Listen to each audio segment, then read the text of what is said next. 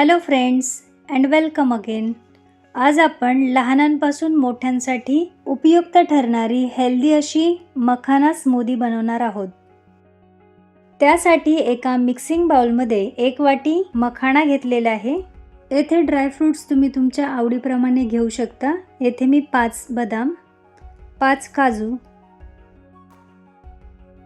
10 ते 15 काळे मनुके, त्याचबरोबर 5-6 खजूर घेतलेले आहेत. तर हे सीडलेस आहेत.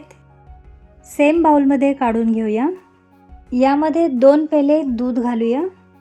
20 मिनिटांकरता हा बाउल आपल्याला व्यवस्थित झाकून साईडला ठेवायचा आहे, जेणेकरून सर्व इन्ग्रेडियंट्स व्यवस्थित भिजले जातील. येथे पाहू शकता 20 मिनिटे झालेले आहेत. मिक्सी जारमध्ये मिश्रण ओतून घेऊया. यामध्ये अर्ध्या ॲपलच्या स्लायसेस ॲड करूया. त्याचबरोबर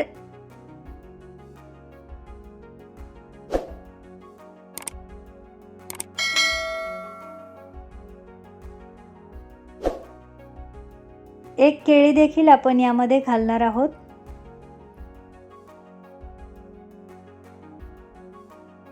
चवीनुसार साखर घालूया. सर्व इन्ग्रेडियंट्स ॲड करून झालेले आहेत. मिक्सरला फिरवून घेऊया. येथे आपली स्मूदी रेडी आहे. चला तर मग स्मूदी सर्व करूया. आवडीप्रमाणे ड्रायफ्रूट्स आणि डाळिंबाने मी गार्निशिंग केलेलं आहे. दिसायलाही उत्तम दिसत आहे. त्याचबरोबर चवीला सुद्धा अतिशय उत्तम अशी ही लागते.